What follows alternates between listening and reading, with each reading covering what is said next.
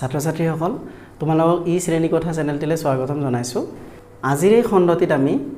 যোৱা 5 বছৰৰ অৰ্থাৎ 2015 পৰা 2020 চনলৈকে হাইস্কুল শিক্ষান্ত পৰীক্ষাত এই অধ্যায়টিৰ পৰা যিবোৰ প্ৰশ্ন আহিছিলে সেইবোৰ এটা এটাকৈ আমি ডিসকাস কৰিম। গতিকে চোৱা ছাত্ৰ ছাত্ৰীসকল প্ৰথম প্ৰশ্নটি কি দিয়া আছে, মৌলৰ পৰ্যাবৃত্ত তালিকাৰ পৰ্যায় এটাত বাওঁফালৰ পৰা সোঁফাললৈ পাৰমাণৱিক ব্যাসাৰ্ধ ক্ৰমান্বয়ে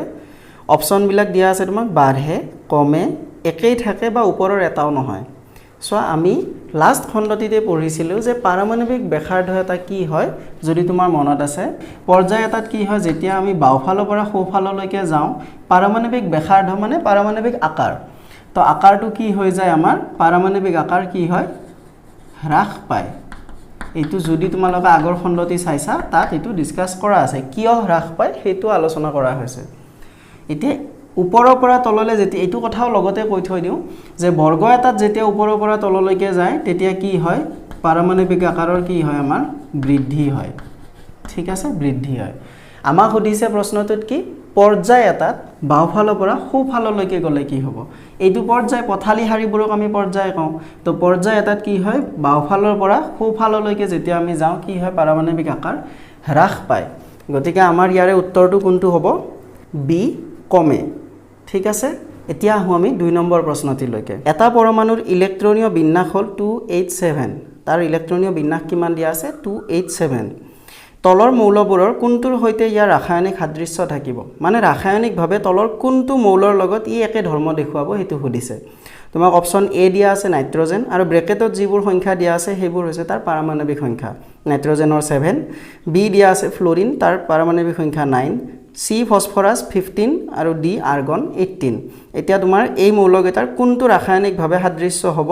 আমাক দিয়া থকা পৰমাণুটোৰ সৈতে সেইটো আমি চাব লাগে, হয়নে? এতিয়া চোৱা আমাক যেটো পৰমাণু দিয়া আছে সেই পৰমাণুটোৰ ইলেক্ট্ৰনীয় বিন্যাসটো কি দিয়া আছে, এটো কিমান নম্বৰ আছিল 2 নম্বৰ। তো এই আমাক দিয়া থকা পৰমাণুটোৰ ইলেক্ট্ৰনীয় বিন্যাস কিমান দিয়া আছে 2H7। এতিয়া আমি দিয়া থকা মৌলকেইটাৰ ইলেক্ট্ৰনীয় বিন্যাসবোৰ চাওঁ। আমাক কি দিয়া আছে প্ৰথমটো অপশন এ দিয়া আছে নাইট্ৰজেন, তাৰ পাৰমাণৱিক সংখ্যা কিমান দিয়া আছে 7 হয় নে নাই, তো তাৰ ইলেক্ট্ৰনীয় বিন্যাস লিখিলে কি হ'ব 2,5 হয়নে। বি টো দিয়া আছে তোমাক কিমান ফ্লোৰিন, তো ফ্লোৰিনৰ 9, তো তোমাৰ কি হ'ব 2,7। তাৰপিছত সি দিয়া আছে ফসফৰাছ, ফসফৰাছৰ 15, তো কিমান হ'ব 2, 8 আৰু 5। আৰু ডি টো কিমান দিয়া আছে তোমাৰ আৰ্গন, এটা আৰ্গনৰ কিমান হয় 18 হয়নে। আৰ্গনৰ 18 হ'লে কিমান হ'ব তোমাৰ 2, 8, 8। এইকেইটা হ'ল তোমাৰ ইলেক্ট্ৰনীয় বিন্যাস। একো নাই, আমি কেৱল পাৰমাণৱিক সংখ্যাটো ভগাই ভগাই ইলেক্ট্ৰনীয় বিন্যাস আকাৰত লিখিছোঁ, হয়। এতিয়া আমি চাম কেনেকৈ ৰাসায়নিক সাদৃশ্য যদি হ'ব লাগে ইহঁতৰ ইলেক্ট্ৰনীয় বিন্যাসত আমি কি চাব লাগিব, তাৰ বহিৰতম কক্ষত বা তুমি ক'ব পাৰা যোজক কক্ষত কেনেকুৱা ইলেক্ট্ৰন আছে। চোৱা ইয়াৰ যোজক কক্ষত কেইটা আছে 7টা, ইয়াৰ 5টা, ইয়াৰ আছে 7টা, ইয়াৰ 5টা, ইয়াৰ 8টা। এতিয়া কোনটো মৌলৰ সৈতে যোজক কক্ষৰ ইলেক্ট্ৰন মিলিছে চাই লোৱা, কোনটোৰ সৈতে মিলিছে ইয়াৰ লগত মিলিছে, এইটোৰ লগত মিলিছে হয় নে নাই। গতিকে আমাৰ ৰাসায়নিক সাদৃশ্য কোনটোৰ লগত দেখুৱাব ফ্লোৰিনৰ লগত দেখুৱাব। আমি কিয় কৈছোঁ যাৰ যোজক কক্ষৰ ইলেক্ট্ৰনৰ সংখ্যা মিলি আছে সেইটোকে আমি কিয় ৰাসায়নিক সাদৃশ্য থকা বুলি কৈছোঁ। চোৱা আমি যেতিয়া বৰ্গ আৰু পৰ্যায়ৰ কথা পঢ়িছিলোঁ তেতিয়া আমি কি কৰিছিলোঁ যে এটা বৰ্গত যিকেইটা মৌল থাকে, ধৰা এইটো বৰ্গত কেইটামান মৌল আছে, ধৰা লিথিয়াম সোডিয়াম এনেকৈ কেইটামান মৌল আছে, প্ৰতিটো মৌলৰে কি হয় তোমাৰ বাহিৰৰ খলত থকা ইলেক্ট্ৰনৰ সংখ্যাবোৰ কি হয় সেম হয়। আৰু সেইকাৰণে ইহঁতক কি কৰোঁ এটা বৰ্গত ৰাখি থওঁ, কাৰণ ইহঁতে কি ধৰ্মবোৰ একে দেখুৱায়। যোজ্যতা পৰতেও দেখিছা ইহঁতে ধৰ্মবোৰ কি কৰে সেম কৰে। এটা ইলেক্ট্ৰন ই যদি এৰি দিয়ে বাকীকেইটাও কি এটা ইলেক্ট্ৰন এৰিব, ৰাসায়নিক ধৰ্মবোৰ সেম দেখুৱাব। গতিকে আমি কি পাম যাৰ যিটো মৌলৰ ইলেক্ট্ৰনীয় বিন্যাস লিখাৰ ফলত যোজক কক্ষত থকা ইলেক্ট্ৰনৰ সংখ্যাটো সেম,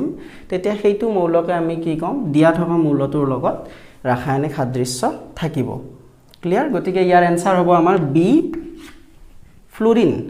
এতিয়া চোৱা 3 নম্বৰ প্ৰশ্নটো কি দিয়া আছে আমাক, মৌল এক্সে এটা মৌল দিয়া আছে এক্স, ই কি কৰে XCl2 সংকেতৰ ক্লৰাইড গঠন কৰে, ই উচ্চ গলনাংকযুক্ত এটা গোটা পদাৰ্থ। মৌল এক্স তলৰ কোনটোৰ সৈতে একেটা বৰ্গত থকাৰ সম্ভাৱনা সবতাকৈ বেছি। ঠিক আছে এটা মৌল দিছে তোমাক কি দিয়া আছে এটো 3 নম্বৰ এটা মৌল দিয়া আছে মৌলটো হল x ই কেনেকুৱা ক্লোৰাইড গঠন কৰে আমাক হেতু দি দিছে ক্লোৰিনৰ লগত ৰিএকচন কৰি বিক্ৰিয়া কৰি এনেকুৱা ধৰণৰ এটা যৌগ গঠন কৰে ঠিক আছে হেতু দিছে আৰু কি কৈছে তোমাক যে এই x টো তলত কেইটামান তোমাক মৌল দিয়া আছে এটা দিয়া আছে সোডিয়াম 2 নম্বৰটো দিয়া আছে তোমাৰ ম্যাগনেসিয়াম 3 নম্বৰটো দিয়া আছে তোমাক এলুমিনিয়াম আৰু লাষ্টৰটো দিয়া আছে সিলিকন হয়নে সিলিকন এইকেইটা মৌলৰ লগত কোনটো মৌলৰ বৰ্গত থাকিব ঠিক আছে হেতু তোমাক সুধিছে এতিয়া চোৱা আমি হেতু কেনেকৈ উলিয়াম আমি যদি যৌগটো ভালদৰে চাও তাত কি আছে দুটা মৌল আছে এটা আছে x এটা আছে Cl ক্লোৰিন হয়নে এতিয়া আমি x টো নাজানোৱে ক্লোৰিনৰ কথা চোৱা ক্লোৰিনৰ পাৰমাণৱিক সংখ্যা কিমান আছিল 17 মই তোমালোকক 20 নম্বৰলৈকে কি কৰিব দিছিলো ক্যালসিয়ামলৈকে তোমালোকে মনত ৰাখিব লাগিব পাৰমাণৱিক সংখ্যা কিমান এটা ইয়াৰ ইলেক্ট্ৰনীয় বিন্যাস লিখিলে কিমান হ'ব 287 তাৰ মানে ইয়াক কিমানটা ইলেক্ট্ৰন লাগে বাহিৰত আত্তা কৰিবলৈ এটা লাগে তো ই এটা ইলেক্ট্ৰন লয় যোজ্যতা পঢ়াওতে মই কৈছো তো এটা ইলেক্ট্ৰন লৈ ললে ই কেনেকুৱা এটা লোৱাৰ পিছত ই কেনেকুৱা হ'ব ইলেক্ট্ৰন ললে ওপৰত কি আহে মাইনাস আহে তো Cl মাইনাস আছে হয় না নাই কেইটা Cl আছে ইয়াতে দুটা Cl আছে তাৰ মানে কি আছে 2 মাইনাস আছে হয় নে তো 2 মাইনাসক ইয়াতে x ৰটো আমি নাজানো x ৰ কিমান হ'ব হয় না নাই x টোৰ কি থাকিব লাগিব নিশ্চয় x ৰ ওপৰত কি আছে 2 প্লাস আছে হয় নে এনে x টো এনেকুৱা এটা মৌল হ'ব লাগিব যত কি হয় 2 প্লাস থাকে কিয়নো 2 প্লাসৰ লগত 2 মাইনাস লগ লাগিলেহে তোমাৰ কেনসেল হৈ যাব এইটো আৰু এইটো কেনসেল হ'ব হয় নে নাই তো আমি এইটো ক'ব পাৰো যে x যেটো মৌল হ'ব হেতুৰ কেনেকুৱা ধৰণৰ মৌল হ'ব হি 2 প্লাস মানে দুটা ইলেক্ট্ৰন এৰি দিব বিচৰা ধৰণৰ হি কি হ'ব মৌল হ'ব এতিয়া তুমি এই গেটাৰ ভিতৰত চোৱা সোডিয়ামৰ পাৰমাণৱিক সংখ্যা কিমান 11 গতিকে ইয়াৰ ইলেক্ট্ৰনীয় বিন্যাস কিমান 281 ইয়াৰ ইলেক্ট্ৰনীয় বিন্যাস কিমান 282 ইয়াৰ হল 13 গতিকে 283 আৰু ইয়াৰ 14 284 এতিয়া যোজ্যতাবোৰ যদি চোৱা তুমি চোৱা ই কি কৰিব এটা ইলেক্ট্ৰন এৰি দিব 1 নম্বৰ বৰ্গত আছে এইবোৰ আমি বুজাইছো অলৰেডি তো এটা ইলেক্ট্ৰন এৰি দিলে সোডিয়ামে কেনেকুৱা ফৰ্ম কৰিব কেনেকুৱা আয়ন গঠন কৰিব এনেকুৱা ধৰণৰ গঠন কৰিব ম্যাগনেসিয়ামে দুটা ইলেক্ট্ৰন এৰি দিব গতিকে ম্যাগনেসিয়ামে কেনেকুৱা আয়ন গঠন কৰিব 2 প্লাস এলুমিনিয়ামে কি কৰিব 3 প্লাস আৰু সিলিকনে কি কৰিব চাৰিটা ইলেক্ট্ৰন বাহি কি কৰিব ভাগ বতৰা কৰিব আয়ন গঠন নকৰিব পাৰে ঠিক আছে গতিকে এই ক্ষেত্ৰত তুমি কোনটোৰ লগত মিলি আছে এইটোৰ লগত তাৰ মানে আমাৰ মৌলটো কি হ'ব x টো কি হ'ব তোমাৰ ম্যাগনেসিয়াম হ'ব ক্লিয়াৰ তো আমি যৌগটো কি পাম আমি MgCl2 ঠিক আছে এতিয়া চোৱা এই প্ৰশ্নটো যদিও ইয়াতে তোমাৰ দিগলিয়া যেন লাগিছে আমি এটো কি কৰিব পাৰো একদম শৰ্টটো তোমালোকে জানা হৈ যাবা কেনেকে পাৰিবা কেনেকে চোৱা আমি যদি তোমাৰ যদি মনত আছে যে ক্লোৰিন কিমান নম্বৰ বৰ্গত থাকে 17 নম্বৰ বৰ্গত আৰু তোমাৰ যদি ইটো মনত আছে যোজ্যতা পঢ়াইছিলো যেহেতু তোমাৰ মনত আছে যে ক্লোৰিনৰ 17 নম্বৰ বৰ্গত আছে মানে কি তাৰ বাহিৰৰ খলত কিমানটা ইলেক্ট্ৰন আছে 7টা থাকিব তাৰ মানে তাক কিমানটা ইলেক্ট্ৰন লাগিব এটা তো এটা ইলেক্ট্ৰন গঠন কৰি ক্লোৰিনে কি কৰিব ডাইৰেক্ট মাইনাস গঠন কৰিব আমি ডাইৰেক্ট শৰ্টতে গমে পাই গলো যদি তুমি জানা অলৰেডি হয়নে তাৰ পিছত কি হ'ব Cl মাইনাস দুটা Cl আছে তাৰ মানে তোমাৰ দুটা মাইনাস আছে এতিয়া তোমাক দুটা প্লাস থকা কি লাগে তোমাক এটা x টো দুটা 2 প্লাস থকা মৌল হ'ব লাগিব কে আয়ন হ'ব লাগিব তো এতিয়া তুমি যদি ডাইৰেক্ট গম পোৱা 1 নম্বৰ বৰ্গত কেইটা ইলেক্ট্ৰন এৰি দিয়ে তোমাৰ এটা ইলেক্ট্ৰন এৰি দিয়ে আমি পঢ়িছিলো 2 নম্বৰ বৰ্গত কেইটা ইলেক্ট্ৰন এৰি দিয়ে দুটা ইলেক্ট্ৰন এৰি দিয়ে বাহিৰৰ পৰা তাৰ মানে আমি ডাইৰেক্ট ক'ব পাৰো এই চাৰিটাৰ ভিতৰত যেটো 2 নম্বৰ বৰ্গত থকা মৌল 2 নম্বৰ বৰ্গত থকা মৌল যদি তোমালোকে 20 টা লৈকে মুখস্থ ৰাখা ক্যালসিয়ামলৈকে তোমাৰটো মনতে থাকিব ম্যাগনেসিয়ামটো 2 নম্বৰ বৰ্গত আছে দেখা দেখি কৈ দিয়া আৰু এইটো এনসাৰ বুলি হয়নে গতিকে ইয়াতে বুজাওতে মই দিঘলিয়াকে বুজাইছো কিন্তু তোমালোকে যদি বস্তুখিনি আগৰ পৰা ভালদৰে চাই আহিছা ভিডিঅবোৰ আৰু বুজি আহিছা তোমালোকৰ কাৰণে এটো সহজ হ'ব ঠিক আছে ইয়াতে তোমালোকক আৰু এটা কথা কৈ থৈ দিও আমি যে এইমাত্ৰ ডিসকাস কৰিলো ধৰা সোডিয়ামৰ কি হয় এটা ইলেক্ট্ৰন এৰি দিয়াৰ পিছত কি হৈ যায় এনেকুৱা এটা আয়ন গঠন কৰে হয় আয়ন শব্দটো সাগে মই ইয়াৰ আগত কোৱা নাছিলো তোমালোকক যে যিবিলাক মৌলৰ ওপৰত এনেকে প্লাস মাইনাস এইবোৰ থাকিব সেইবিলাকক আমি কি বুলি কওঁ মৌল বুলি নকওঁ এটো আছিল মৌল কাৰণ তাত প্লাস মাইনাস নাছিলে যেতিয়া এই ইলেক্ট্ৰন এৰি দিব বা ইলেক্ট্ৰন লৈ লব তাৰ পিছত যেটো আয়ন গঠন এইবিলাকক আমি কি বুলি কওঁ আয়ন বুলি কওঁ ঠিক আছে বা ক্লোৰিনৰ কি হৈছিল এটা ইলেক্ট্ৰন ই লৈ লৈ পেলাই কি হয় মাইনাছ এটা আহে ওপৰত তো এইবিলাকক আমি কি বুলি কওঁ আয়ন বুলি কওঁ এটা হে আয়নো আকৌ দুই ধৰণৰ পালো কৰবাত কি হয় তোমাৰ প্লাস গঠন হয় সেইবিলাকক আমি কি বুলি কওঁ কেটায়ন প্লাস বিলাকক কওঁ কেটায়ন আৰু এইবিলাকক কওঁ এনায়ন ঠিক আছে ক্লিয়াৰ এতিয়া আহা 4 নম্বৰ প্ৰশ্নটিলৈকে কি দিয়া আছে দুটা মৌল A আৰু B ৰ পাৰমাণৱিক সংখ্যা যথাক্ৰমে 12 আৰু 17 এতিয়া তোমাক প্ৰথম প্ৰশ্নটো সুধিছে A আৰু B ৰ ইলেক্ট্ৰনীয় বিন্যাস লিখা আমি প্ৰথমৰ পৰা কৰি যাওঁ চোৱা 4 নম্বৰটো আমাক দিয়া কি আছে যে দুটা মৌল দিয়া আছে A আৰু B হয়নে এতিয়া ইহতৰ ইলেক্ট্ৰনীয় বিন্যাসবোৰ কিমান দিয়া আছে সৰি পাৰমাণৱিক সংখ্যা কিমান দিয়া আছে প্ৰথমটো দিয়া আছে 12 আৰু ইয়াৰ দিয়া আছে কিমান 17 দিয়া আছে হয় গতিকে ইয়াৰ ইলেক্ট্ৰনীয় বিন্যাসটো কি হ'ব প্ৰথমটো 2 8 2 আৰু এইটোৰ কিমান হ'ব 2 8 7 এই দুটা হ'ব তাৰ ইলেক্ট্ৰনীয় বিন্যাস গতিকে আমি 1 নম্বৰ এনসাৰটো কৰিলো A আৰু B ৰ ইলেক্ট্ৰনীয় বিন্যাস হৈ গল A আৰু B ৰ মাজত কোন প্ৰকাৰৰ বন্ধনী গঠন হ'ব ঠিক আছে এতিয়া তোমালোকৰ এই বস্তুটো বন্ধনী দুই প্ৰকাৰৰ থাকে হেতু তোমালোকক অধ্যায়টোৰ মাজত তেনেকুৱা কোনো টপিক নাই ইয়াতে প্ৰশ্নটো আহিছে চোৱা কোন প্ৰকাৰৰ বন্ধনী হ'ব বন্ধনী থাকে দুই ধৰণৰ এটা হৈছে আয়নীয় বন্ধনী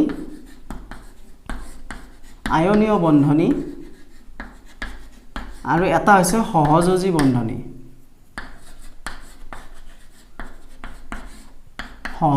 বন্ধনী এতিয়া আয়নীয় বন্ধনী মানে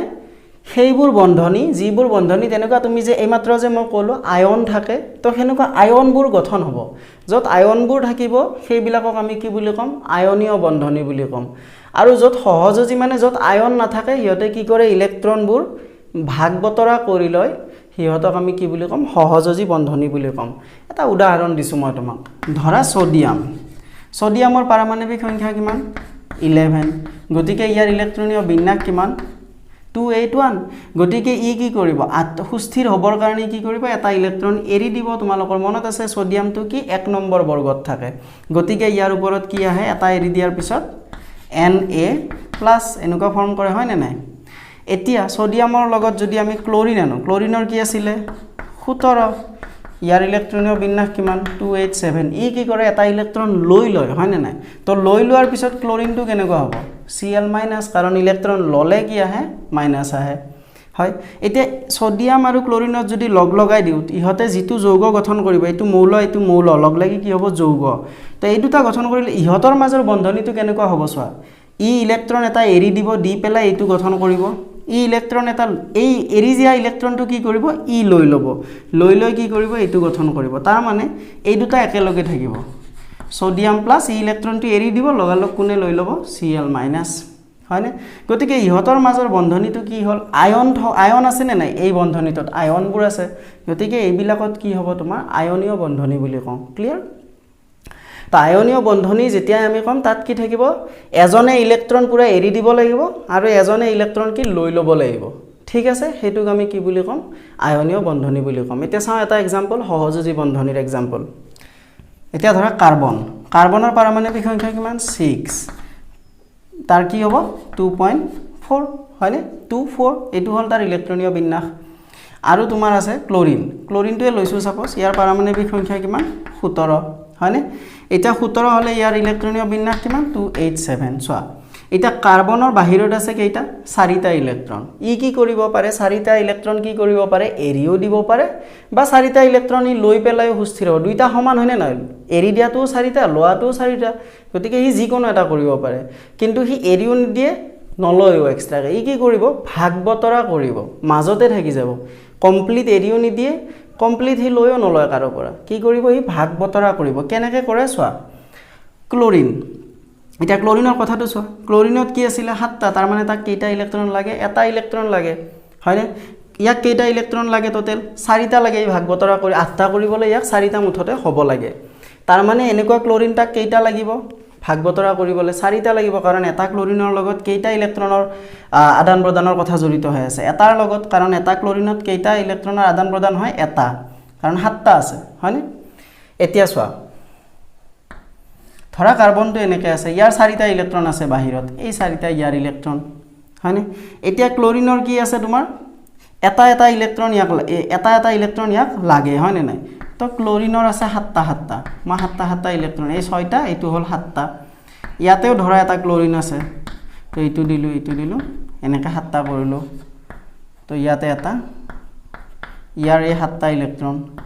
আকৌ ক্লোৰিন ইয়াতে এটা আছে তাৰে 7টা ইলেক্ট্ৰন সব প্ৰতিটো ক্লোৰিনতে কি আছে 7টা ইলেক্ট্ৰন 2টা 4টা 6টা 7টা এইটো কাৰ্বনৰ হয় তেনেকৈ গুটেই কিটাতে আছে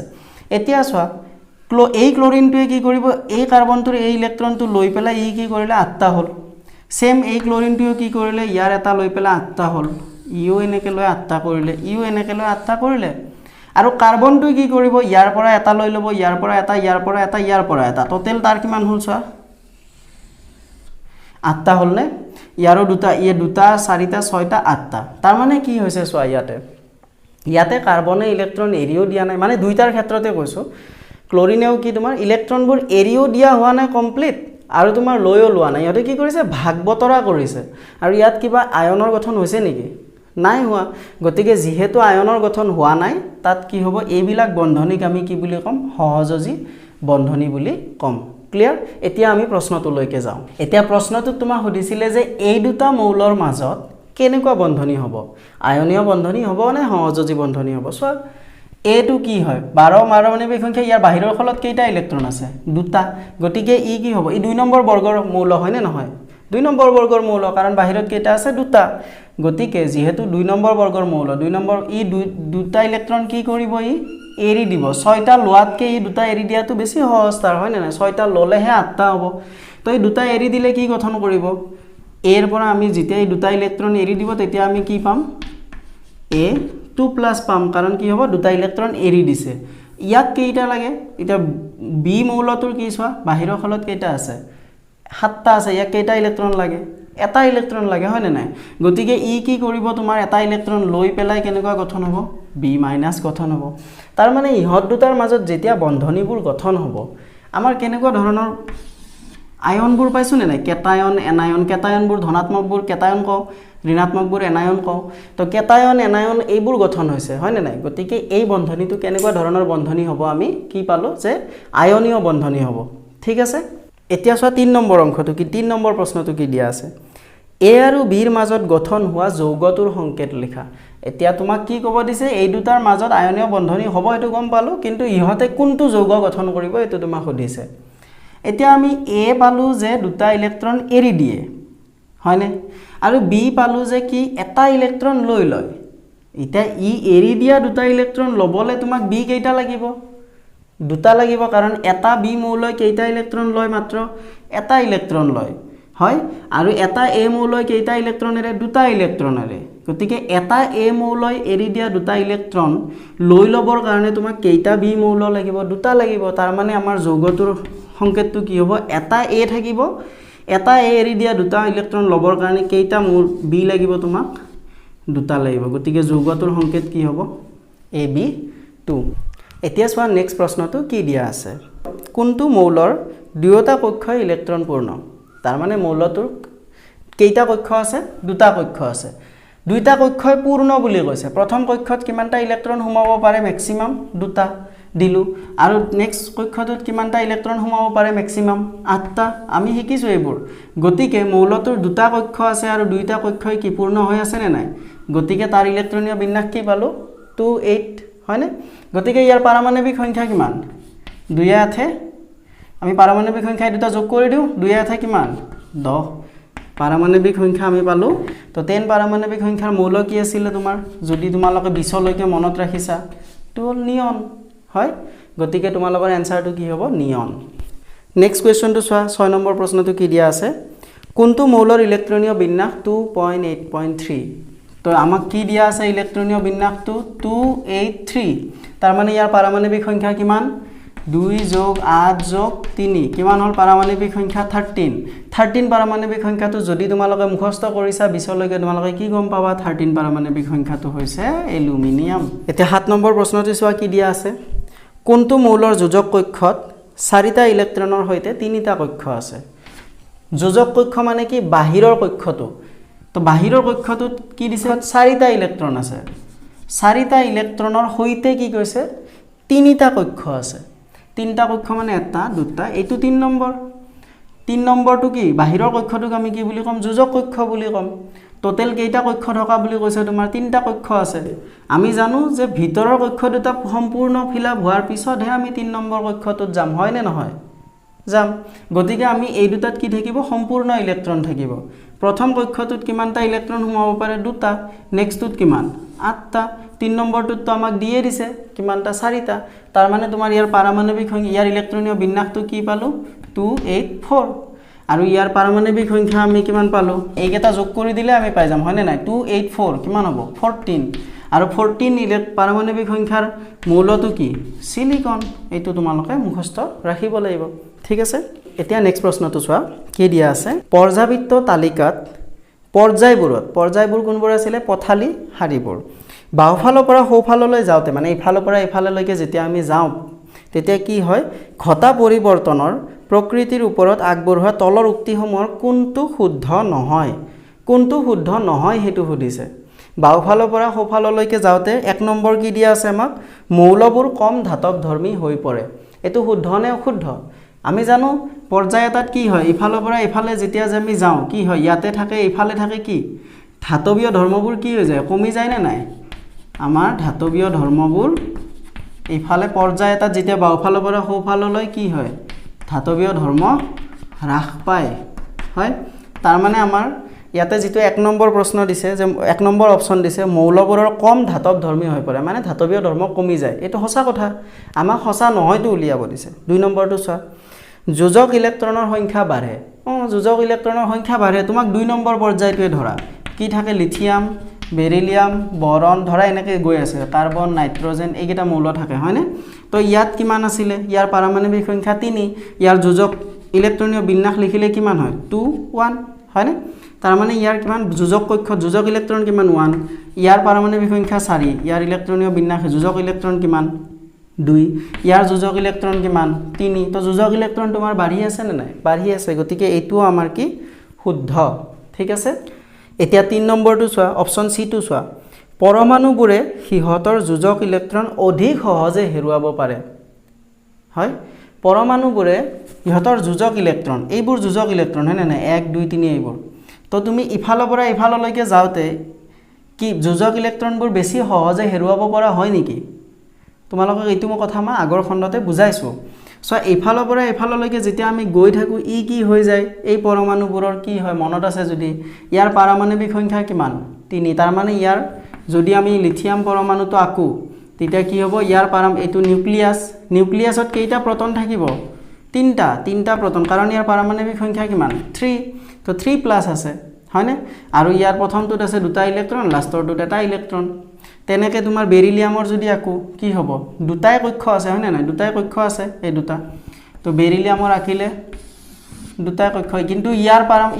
সেন্টাৰত কি আছে নিউক্লিয়াছত কি আছে তোমাৰ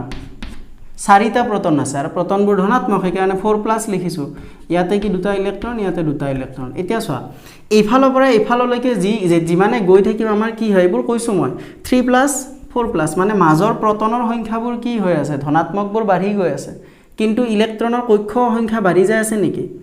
নাই যোৱা ইহতো বাহিৰৰ যেটো যোজক ইলেক্ট্ৰন এইটোতো ওচৰতে একে সমান দূৰত্বতে আছে গতিকে ই বেছি জোৰেৰে টানিব পাৰিব হয় নে নাই হয় এই 4+ এই ইলেক্ট্ৰনটোক যোজক ইলেক্ট্ৰনটোক মানে যোজক কক্ষত থকা ইলেক্ট্ৰনটোক যিমান জোৰেৰে টানিব 3+ হিমান জোৰেৰে টানিব নোৱাৰে গতিকে এই ইলেক্ট্ৰনটো হেৰুৱাৰ ক্ষমতাটো বেছি কঠিন হ'ব ইয়াত কি হ'ব ইমান জোৰেৰে টানা নাই কাৰণে ইয়াৰ পৰা ইলেক্ট্ৰনটো মই ধুনিয়াকৈ লৈ যাব পাৰো সহজতে ইয়াত কি হ'ব হিমানে তোমাৰ টান হ'ব কাৰণ ই জোৰেৰে টানি আছে ন ভিতৰৰ ফালে গতিকে তোমাৰ টান হ'ব গতিকে তোমাক কি কৈছিলে যে পৰমাণুবোৰে হিহতৰ যোজক ইলেক্ট্ৰন অধিক সহজে হেৰুৱাই বুলি কৈছিলে যিমানে ইফালৰ পৰা ইফাললৈকে যাও কিন্তু অধিক সহজে হেৰুৱাই জানো বেছি টানহে হৈ যায় ইফালৰ পৰা তুমি ইলেক্ট্ৰন এটা নিব লাগিলে গতিকে এইটোৱে হ'ব তোমাৰ শুদ্ধ উত্তৰটো কাৰণ এইটো তোমাৰ উক্তিটো কি অশুদ্ধ হয় আমাক অশুদ্ধ উক্তিটো বিচাৰিব দিছিলে গতিকে তোমাৰ आंसर হ'ব সি ঠিক আছে তাৰ পিছৰ প্ৰশ্নটো চোৱা 9 নম্বৰ কোৱেশ্চনটো কি দিয়া আছে গেলিয়ামৰ উপৰিও আন কোন কেইটা মৌলৰ বাবে মৌল কেইটা আবিষ্কাৰ হোৱাৰ পূৰ্বেই মেণ্ডেলিভে তেওঁৰ তালিকাত ঠাই ৰাখি থৈ গৈছিল এইটো তোমালোকে যদি মেণ্ডেলিভৰ মই যিটো খণ্ড কৰিছিলোঁ মেণ্ডেলিভৰ পৰ্যাবৃত্ত তালিকাৰ ওপৰত তাত মই ধুনীয়াকৈ কৈ দিছিলোঁ যে গেলিয়ামৰ উপৰিও কি আছিলে তোমাৰ স্কেণ্ডিয়াম আৰু জাৰ্মেনিয়াম বুলি দুটা মৌল আছিলে সেই দুটা কি কৰিছিলে তেওঁ তালিকাত ঠাই ৰাখি থৈ দিছিলে ঠিক আছে এনসাৰ স্কেণ্ডিয়াম আৰু জাৰ্মেনিয়াম তাৰ পিছৰ 10 নম্বৰ প্ৰশ্নটো চোৱা মেণ্ডেলিভৰ পৰ্যাবৃত্ত তালিকাখন ব্যৱহাৰ কৰি তলত দিয়া মৌলকেইটাৰ অক্সাইডৰ সংকেত নিৰ্ণয় কৰা মৌল দুটা কি দিয়া আছে তোমাক পটাছিয়াম আৰু এলুমিনিয়াম হয়নে এতিয়া মেণ্ডেলিভৰ পৰ্যাবৃত্ত তালিকাখন মই দেখুৱাই দিছোঁ ইয়াতে চোৱা আৰু মেণ্ডেলিভৰ পৰ্যাবৃত্ত তালিকাৰ প্ৰতিটো বৰ্গৰ ওপৰত কি দিয়া থাকে অক্সাইডৰ সংকেতটো দিয়া থাকে মই বুজাইছিলোঁ কেটো চোৱা তুমি তালিকাখন চালে গম পাবা কেটো কি আছে প্ৰথম বৰ্গতে আছে হয়নে প্ৰথম বৰ্গত আছে আৰু প্ৰথম বৰ্গৰ একদম ওপৰৰ ফালে চাবা তুমি এনেকৈ লিখা আছে R2O আৰু এই R বোৰ কি মই বুজাইছিলোঁ সেই বৰ্গটোত থকা প্ৰতিটো মৌল তো গতিকে R ৰ ঠাইত আমি কি লিখিব পাৰোঁ কেও লিখিব পাৰোঁ গতিকে ইয়াৰ অক্সাইডৰ সংকেত লিখিব দিছে হয় না নাই গতিকে আমি কি লিখিম ইয়াৰ অক্সাইডৰ সংকেত R2 মুছি তুমি ইয়াতে কে লিখি দিয়া তো ইয়াৰ অক্সাইডৰ সংকেত কিমান K2 আমি মেণ্ডেলিভৰ পৰ্যাবৃত্ত তালিকাখন ব্যৱহাৰ কৰি লিখিলোঁ হয় এটা এলুমিনিয়ামটো চোৱা এলুমিনিয়াম কোড দিয়া আছে তোমাৰ 3 নম্বৰ বৰ্গটোত দিয়া আছে দেখিছা তো 3 নম্বৰ বৰ্গটোৰ ওপৰত আকৌ তোমাৰ কেনেকৈ লিখা আছে R2O3 অক্সাইডৰ সংকেতটো এনেকৈ লিখা আছে গতিকে এইটো চাই পেলাই তোমাৰ এলুমিনিয়াম যেহেতু 3 নম্বৰ বৰ্গটোত আছে তাৰো অক্সাইডৰ সংকেতটো এনেকুৱাই হ'ব গতিকে R ৰ ঠাইত তুমি এলুমিনিয়াম বহাই দিয়া Al2O3 গতিকে অক্সাইডৰ সংকেত কি K ৰ কাৰণে হ'ব অক্সাইডৰ সংকেত K2O আৰু এলুমিনিয়ামৰ হ'ব Al2O3 কি ব্যৱহাৰ কৰি আমি এইটো লিখিছোঁ মেণ্ডেলিভৰ পৰ্যাবৃত্ত তালিকাখন ব্যৱহাৰ কৰি লিখিছোঁ ঠিক আছে নেক্সট কুৱেশ্যনটো চোৱা কি দিয়া আছে 11 নম্বৰ কুৱেশ্যনটো যে সম্ভ্ৰান্ত গেছবোৰক এটা সুকীয়া বৰ্গত কিয় স্থান দিয়া হৈছে আধুনিক পৰ্যাবৃত্ত তালিকাখন যদি তোমালোকে চোৱা চাবা 18 নম্বৰ আমি ডিসকাস কৰিছিলোঁ 18 নম্বৰ বৰ্গটো মানে একদম হেফালৰ যিটো বৰ্গ আছে সেই বৰ্গটোত কি থাকে তোমাৰ সম্ভ্ৰান্ত গেছবোৰ দিয়া থাকে তো তেওঁলোকক সম্ভ্ৰান্ত গেছবোৰক কি কৰিছিলে এটা সুকীয়া বৰ্গত যিমানটা সম্ভ্ৰান্ত গেছ আছে সব এটা বৰ্গতে কি ৰাখি দিছিলে বেলেগকে ৰাখি থৈ দিছিলে এটা সুধিছে এই কাৰণটো কি আছিল কাৰণটো একদম সহজ তোমাৰ সম্ভ্ৰান্ত গেছবোৰ চোৱা হিলিয়াম কি আছিল নিয়ন আৰ্গন ক্ৰিপ্টন জেনন আৰু ৰেডন এইকেইটা হল তোমাৰ 18 বৰ্গত থকা কি মৌল মানে এইকেইটা হল তোমাৰ সম্ভ্ৰান্ত গেছ হয়নে এটা সম্ভ্ৰান্ত গেছবোৰৰ হিলিয়ামৰ পাৰমাণৱিক সংখ্যা 2 ইয়াৰ যদি তুমি ইলেক্ট্ৰনীয় বিন্যাস লিখা 2 তাৰ মানে এটাই কক্ষ আছে আৰু হেতু কক্ষ সম্পূৰ্ণৰূপে ফিল আপ হৈ আছে ইয়াৰ পাৰমাণৱিক সংখ্যা 10 গতিকে ইয়াৰ ইলেক্ট্ৰনীয় বিন্যাস লিখিলে 28 ইয়াৰ দুটা কক্ষ আছে দুয়োটা কক্ষ কি হৈ আছে সম্পূৰ্ণৰূপে কি হৈ আছে ফিল আপ হৈ আছে কাৰণ প্ৰথম কক্ষটোত কিমানটা ম্যাক্সিমাম ইলেক্ট্ৰন থাকে দুটা দ্বিতীয় কক্ষত কিমানটা থাকিব পাৰে 8টা সম্পূৰ্ণৰূপে আছে গতিকে ইয়াত কোনো আৰু নতুন ইলেক্ট্ৰন সোমাব নোৱাৰে ঠিক আছে ইয়াৰ আছিল 18 ইয়াইটোৰো যদি আমি ইলেক্ট্ৰনীয় বিন্যাস লিখো এনেকুৱা হয় তিনিটা কক্ষতে কি তোমাৰ কি হৈ আছে একদম সম্পূৰ্ণৰূপে ফিল আপ হৈ আছে বা আমি গুটে গিটাতে দেখা পাইছো যে যোজক কক্ষত কি হৈ আছে 8টা ইলেক্ট্ৰন আছে এইটোৰ ক্ষেত্ৰত কথাটো বেলেগ এটাই কক্ষ আছিল গতিকে এই এটা কক্ষ সম্পূৰ্ণৰূপে ফিল আপ হৈ আছে এতিয়া এইখিনি পৰা আমি কি ক'ব পাৰো যে সম্ভ্ৰান্ত গেছবোৰত কি হয় কিয় এটো হুকিয়া আমি স্থান দিও তাৰ কাৰণবোৰ আমি এনেকৈ ক'ব পাৰো যে সম্ভ্ৰান্ত গেছবোৰৰ কি হয় এইবোৰ নিষ্ক্ৰিয় হয় সম্ভ্ৰান্ত গেছবোৰ নিষ্ক্ৰিয় আৰু নিষ্ক্ৰিয় শব্দটোৰ অৰ্থটো মই কৈছিলো নিষ্ক্ৰিয় শব্দৰ অৰ্থ মই কৈছিলো যে ইহতে বিক্ৰিয়াত অংশগ্ৰহণ নকৰে বিক্ৰিয়াত অংশগ্ৰহণ কিয় নকৰে চোৱা বিক্ৰিয়াত কোনবিলাকে অংশগ্ৰহণ কৰে ইলেক্ট্ৰনে অংশগ্ৰহণ কৰে এতিয়া ইয়াৰ যোজক কক্ষত চোৱাচোন তুমি যোজক কক্ষত থকা ইলেক্ট্ৰনবোৰ সম্পূৰ্ণৰূপে ফিল আপ হৈ আছে তো এই বিক্ৰিয়াত অংশগ্ৰহণ কৰাৰ কোনো প্ৰয়োজনে নাই গতিকে ইহত কি হয় নিষ্ক্ৰিয় হয় হেতু এটা কাৰণ 2 নম্বৰ কাৰণ ইহতৰ যিবোৰ ধৰ্ম হ'ব সেই ধৰ্মবোৰ আধুনিক পৰ্যাবৃত্ত তালিকাত আৰু বাকি যিবোৰ মৌল আছে হিহতৰ ধৰ্মবোৰৰ লগত নিমিলে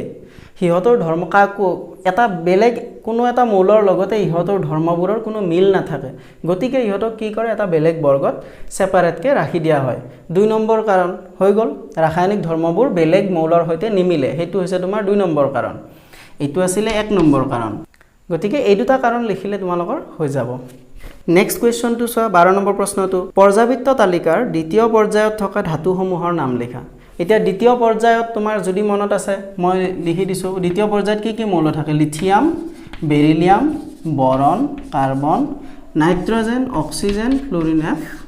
আৰু নিয়ন এইকেইটা তোমাৰ মৌল থাকে দ্বিতীয় পৰ্যায়ত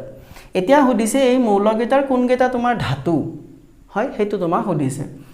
আমাৰ যদি তোমাৰ মনত আছে ভালকে আমি কি কৰিছিলো আধুনিক পৰ্যাবৃত্ত তালিকাত মই একদম ভালকে দেখুৱাই দিছিলো এনেকুৱা এটা ইয়াতে কি থাকে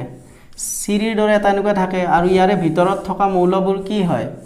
তোমাৰ ধাতু কল্প হয় হয়নে নাই হেইফালৰখিনি কি হয় অধাতু এইফালৰখিনি ধাতু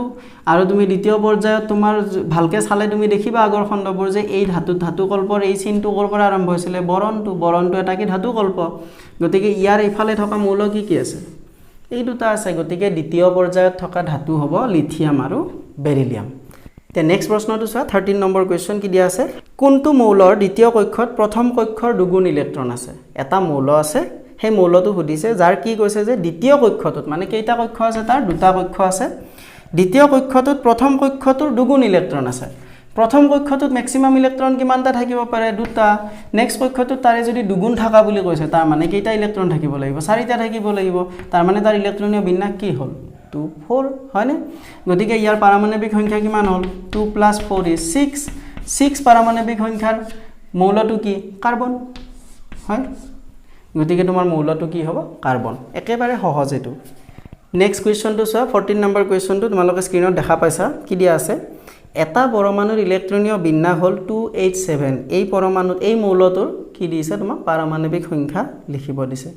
এইটোতো একেবাৰে সহজ আৰু এটো কৰি দিব নালাগে ইয়াতে তথাপি তোমাৰ কি দিয়া আছে মৌলটোৰ পৰমাণুৰ ইলেক্ট্ৰনীয় বিন্যাস কিমান দিয়া আছে 287 ইয়াৰ পাৰমাণবিক সংখ্যা বিচাৰিছে ইয়াৰ পাৰমাণবিক সংখ্যা কিমান এইকেইটা যোগ কৰি দিলে হ'ল 2 8 10 10 আৰু 7 কিমান হ'ব 17 গতিকে ইয়াৰ পাৰমাণবিক সংখ্যা 17 তোমাক হেতুই সুধিছে কোৱেশ্চন নম্বৰ 15 টো চোৱা লিথিয়াম সোডিয়াম পটাছিয়াম এই আটাইকেইটা কি বুলি কৈছে ধাতু ইহতে পানীৰ হৈতে বিক্ৰিয়া কৰি হাইড্ৰজেন গেছ মুক্ত কৰে ঠিক আছে এই মৌলকেইটাৰ পৰমাণুৰ কিবা সাদৃশ্য আছে নে সুধিছে পৰমাণুকে এই পৰমাণুকেইটাৰ কিবা মিল আছে নে সাদৃশ্য মানে মিল থকা কিবা মিল আছে নে নাই হেতু তোমাক সুধিছে তো আমি মিল আছে নে নাই চাবৰ কাৰণে কি কৰিম তাৰ ইলেক্ট্ৰনীয় বিন্যাসকেইটা লিখি চাম লিথিয়াম সোডিয়াম পটাছিয়াম দিয়া আছে হয় না তো 15 নম্বৰ কোৱেশ্চন লিথিয়ামৰ পাৰমাণবিক সংখ্যা কিমান হয় 3 গতিকে ইয়াৰ কি লিখিম আমি 2 1 সোডিয়াম 11 হয় না নাই 2 8 1 আৰু কি দিয়া আছিল পটাছিয়াম দিয়া আছিল পটাছিয়ামৰ 19 গতিকে 2 8 আৰু 8 1 গতিকে এইটো হল পটাছিয়ামৰ ইলেক্ট্ৰনীয় বিন্যাস এতিয়া এই গুটিকেইটা ইলেক্ট্ৰনীয় বিন্যাস যদি তুমি চোৱা কি পাম আমি গুটিকেইটাৰে কি হৈছে যোজক কক্ষত সমান ইলেক্ট্ৰন আছে হয় না নাই গতিকে আমি কি ক'ব পাৰো যে পৰমাণুকেইটাৰ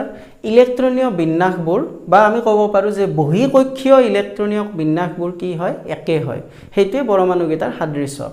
বা আমি এনেকৈ লিখিব আমি লিখতে কি লিখিবা তোমালোকে যে পৰমাণুকেইটাৰ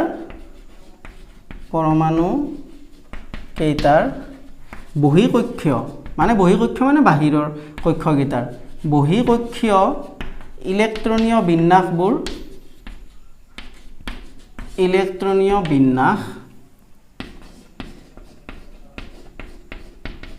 বিন্যাস একে ধৰণৰ হয় হেতুৱে তোমাৰ সাদৃশ্য আৰু লগতে লিখি দিব পাৰা সেইভাবে ইহত কি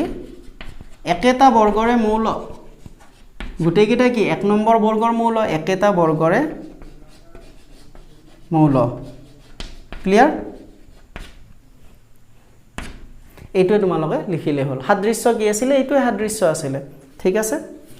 সোৱা তোমালোকৰ কি প্ৰশ্ন দিয়া আছে যে পৰ্যাবৃত্ত তালিকাৰ এটা অংশ তলত দেখুৱা হ'ল এই এটা অংশ দেখুৱাই দিছে ঠিক আছে তাত তোমাৰ কি দিয়া আছে সোৱা ওপৰৰ তালিকাৰ ওপৰত ভিত্তি কৰি তলৰ প্ৰশ্নবোৰৰ উত্তৰ লিখিব দিছে 1 নম্বৰ প্ৰশ্নটো দিয়া আছে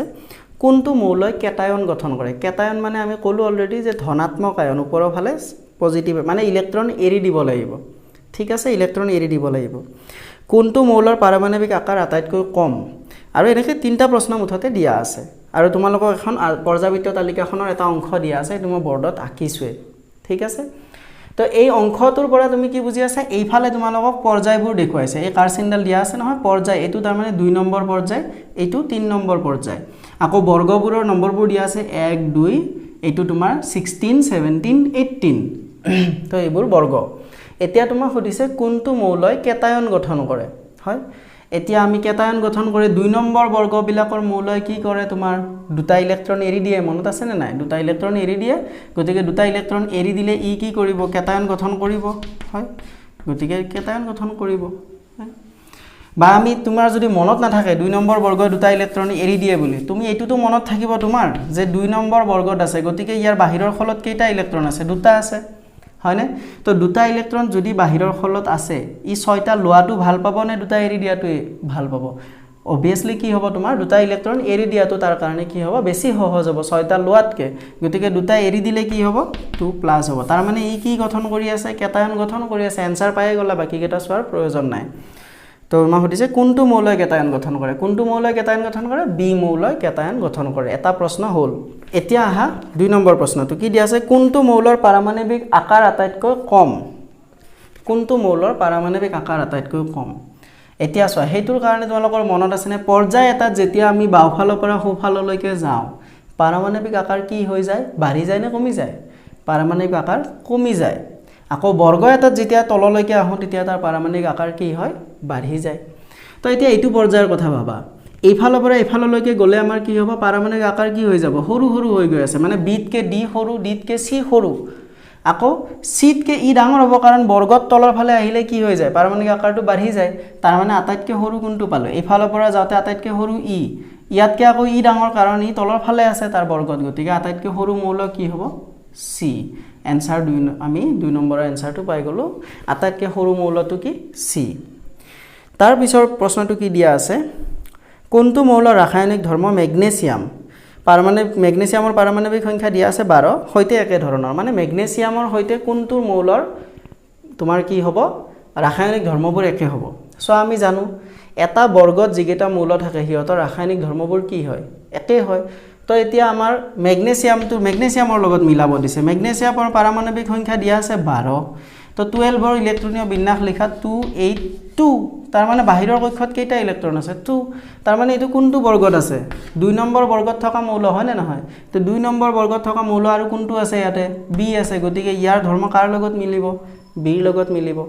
ক্লিয়াৰ একেটা বৰ্গত থকা আটাইবোৰ মৌলৰে ধৰ্ম কি হয় একে হয় গতিকে ৰাসায়নিক সাদৃশ্য থকা বুলি যদি তোমাক হদে ডাইৰেক্ট চালে হল সেই সেম বৰ্গত কোনটো মৌল আছে বি আছে आंसर বি ঠিক আছে এতিয়া নেক্সট কোৱেশ্চনটো চোৱা কি দিয়া আছে নাইট্ৰজেন যাৰ পাৰমাণৱিক সংখ্যা 7 দিয়া আছে আৰু ফসফৰাছ পাৰমাণৱিক সংখ্যা 15 গতিকে দুটা মৌল দিছে নাইট্ৰজেন আৰু ফসফৰাছ পাৰমাণৱিক সংখ্যা দুটা দিয়া আছে ইহতে কি কৈছে পৰ্যাবৃত্ত তালিকাৰ বৰ্গ 15ত থাকে যদি তোমালোকৰ মনতো নাই তথাপি ইয়াতে লিখিয়ে দিছে তোমালোকৰ বৰ্গ কিমান নম্বৰত থাকে 15ত থাকে এতিয়া তোমাক সুধিছে এই মৌল দুটাৰ ইলেক্ট্ৰনীয় বিন্যাস লিখা পাৰমাণৱিক সংখ্যা দিয়া আছে ইলেক্ট্ৰনীয় বিন্যাস লিখা একেবাৰে সহজ ঠিক আছে তথাপি এতিয়া তোমাৰ প্ৰশ্নটো দিয়া আছে যে দুটা মৌল দিয়া আছে এটা হৈছে তোমাক নাইট্ৰজেনৰ পাৰমাণৱিক সংখ্যা 7 দিয়া আছে আৰু এটা ফসফৰাছ তাৰ পাৰমাণৱিক সংখ্যা কিমান দিয়া আছে 15 গতিকে ইয়াৰ ইলেক্ট্ৰনীয় বিন্যাসটো হ'ব 2.5 হয় 25 আৰু ইয়াৰ হ'ব 285 15 দুই আছে 10 আছে 15 হয় হল ইহতৰ ইলেক্ট্ৰনীয় বিন্যাস হৈ গল তাৰমানে আমাৰ এটা পাৰ্ট শেষ এতিয়া নেক্সট পাৰ্টটো চোৱা নেক্সট পাৰ্টত কি দিয়া আছে ইহতৰ কোনটো মৌল বেছি বিদ্যুৎ ঋণাত্মক আৰু কিয় চোৱা বৰ্গটোত দিয়া আছিল নাইট্ৰজেন আছে ফসফৰাছ আছে 15 নম্বৰ বৰ্গত আছে আৰু বৰ্গটোত আমি জানো এনেকৈ আছে নাইট্ৰজেনটো ওপৰত তলত ফসফৰাছ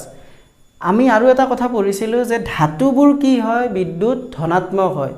অধাতুবোৰ কি হয় বিদ্যুৎ ঋণাত্মক হয় হয় নে নাই অধাতুবোৰ বিদ্যুৎ ঋণাত্মক হয় এটা তোমাক চাব দিছে কোনটো বেছি বিদ্যুৎ ঋণাত্মক তাৰ মানে তোমাক কি চাব দিছে কোনটো বেছি অধাতৱীয় ধৰ্ম দেখুৱায়